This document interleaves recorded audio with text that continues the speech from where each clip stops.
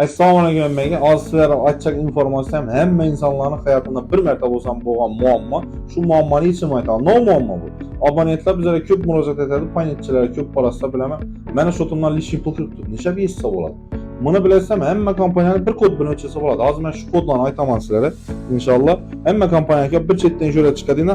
Mobius'daki yulduzcha 190 rishotka. Shu kodni tering, sizda pulni no xizmat bo'lsa o'chadi. Beeline'dagi yulduzcha 115 rishotka. Shu kodni terib yuboring, sizda no muammo bo'lsa o'chadi. Xudo xohlasa pulli xizmatlar bo'lsa. Keyin UCL'niki yulduzcha 350 rishotka deb terasiz, keyin ichine girasiz, kontentlar, ko'ngilochar xizmatlardan tanlab shularni o'chirsangiz bo'ladi. Keyin eng oxirida Uzmobile'ning sal uzunroq, yaxshilab eshitinglar. Yulduzcha 199, yulduzcha 1, yulduzcha 1, yulduzcha 1 rishotka. O'sha chiqdi. Shuni tersangiz avtomatik sizlarga o'chadidan sizlarni pulli xizmatlar o'chirib sizlarga SMS keladi.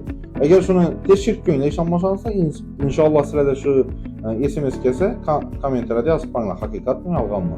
Hammangiz saviyasi yozda kutamiz inshaalloh. Shuni muammo kimda o'tirsa shularga yuborib qo'yasiz. Sog' bo'linglar, salomat bo'ling.